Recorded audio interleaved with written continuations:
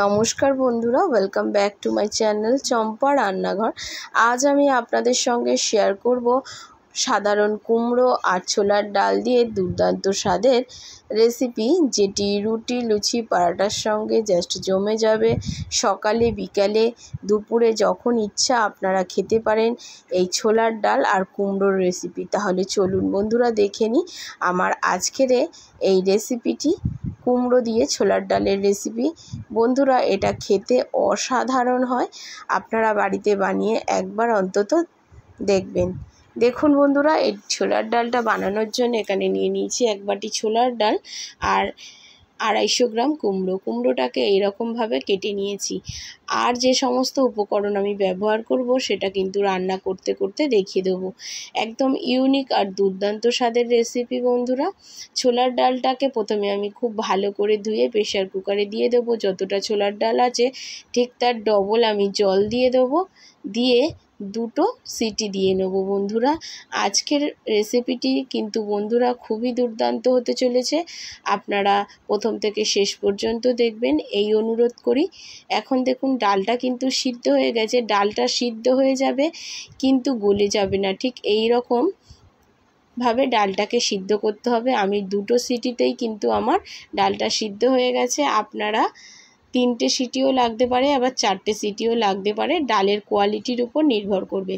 এখন উনানের মধ্যে একটা কড়া বসিয়ে দিয়েছি, কড়ার মধ্যে দিয়ে দিয়েছি সর্ষের তেল। এখন যেমন সাইজের কুমড়ো কেটে নিয়েছি ঠিক তেমনই আলু কেটে নিয়েছি। আলুগুলোকে হালকা লালচে করে ভেজে নেবো। দেখতেই পাচ্ছেন বন্ধুরা, এখানে একটা মিডিয়াম সাইজের আলুকে আমি কেটে নিয়েছি। আপনারা চাইলে পরিমাণগুলো বাড়িয়ে কমিয়ে নিতে পারেন বন্ধুরা। ভিডিওটি চলাকালীন ছোট্ট একটু অনুরোধ করে নেব বন্ধুরা, আজ আমার ভিডিও যদি আপনাদের ভালো লেগে থাকে অবশ্যই লাইক, শেয়ার আর কমেন্ট করতে ভুলবেন না। আলুগুলো ভেজে তুলে নিয়েছি, এখন কুমড়োগুলোকেও ভেজে নেব বন্ধুরা। অনেক সময় কিন্তু কুমড়ো আপনারা যদি মিডিয়াম ফ্লেমে ভাজতে যান কুমড়ো কিন্তু গলে যেতে পারে, সেজন্য কুমড়োটাকে একটু হাই ফ্লেমে ভেজে নেবেন। দেখুন ঠিক এইরকম লালচে করে একটু কুমড়োগুলোকে ভেজে নেবেন। কুমড়োগুলো ভাজা হয়ে গেছে, তুলে নিয়েছি। এখন একটু নারকেল আমি কুচি করে রেখেছিলাম, নারকেলটাকেও একটু হালকা লালচে করে ভেজে তুলে নিলাম।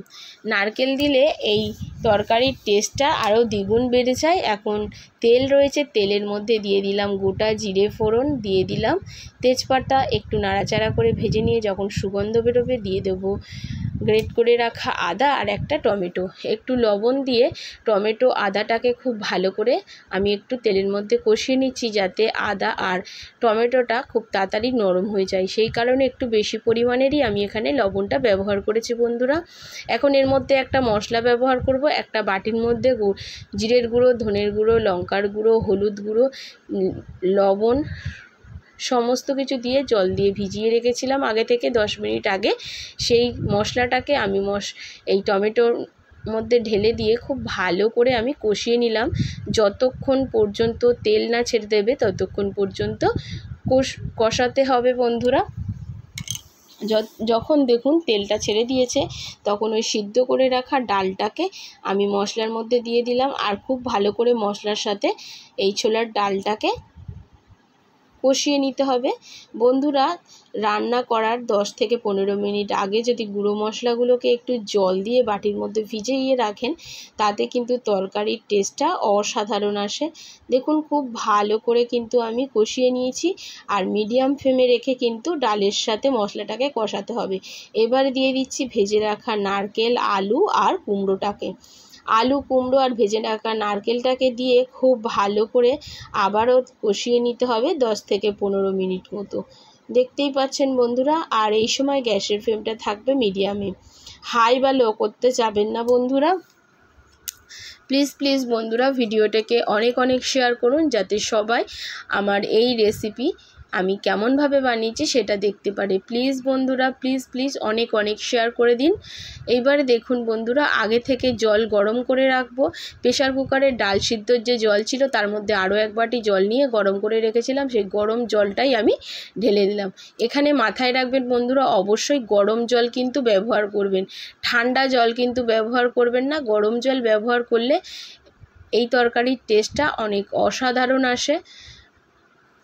এইবারে আমি উপর দিয়ে দিচ্ছি কিছু চেরা কাঁচা লঙ্কা। দেখতেই পাচ্ছেন বন্ধুরা, কিছুটা চেরা কাঁচা লঙ্কা আমি ব্যবহার করলাম। আর একবার আমি ডালটাকে ভেঙে দেখিয়ে দেবো যে ডালটা কেমন সিদ্ধ থাকবে। খুব বেশি ঘাঁটতে যাবেন না বন্ধুরা, ডালটাকে দেখতেই পাচ্ছেন কতটা সিদ্ধ হয়েছে।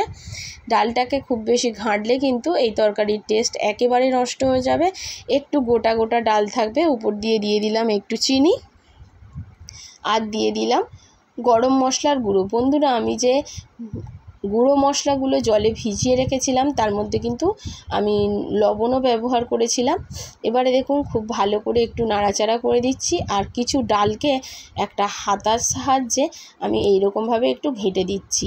তাতে এটা একটু ঘনও হবে আর এটা খেতেও টেস্টি হবে। দেখতেই পাচ্ছেন বন্ধুরা। আর আমি আজকের কিন্তু কোনো রকম কাশ্মীরি লঙ্কার গুঁড়ো ব্যবহার করিনি। আপনারা চাইলে এখানে কাশ্মীরি লঙ্কার গুঁড়োটা ব্যবহার করতে পারেন, তবে এই তরকারিটা একটু এই রকম কালারের হলে এটা খেতে খুবই ভালো লাগে। আপনারা চাইলে এখানে কাশ্মীরি লঙ্কাটা ব্যবহার করতে পারেন বন্ধুরা। দেখুন বন্ধুরা, দেখতে কতটা সুন্দর হয়েছে আর কতটা লোভনীয় হয়েছে। অবশ্যই বাড়িতে একবার কিন্তু এই রকমভাবে আমার রিকোয়েস্টে এই তরকারিটি বানিয়ে দেখতেই পারেন। দেখুন এতটা সুন্দর কালার আসবে যে আপনি কিন্তু এখানে লঙ্কার গুঁড়ো ব্যবহার করবেন না। আমি একটু ঝাল লঙ্কার গুঁড়ো এখানে ব্যবহার করেছি।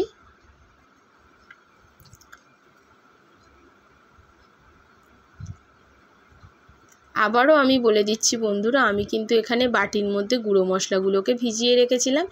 যেখানে ছিল জিরা গুঁড়ো, ধনের গুঁড়ো, হলুদ গুঁড়ো, লঙ্কা গুঁড়ো আর লবণ।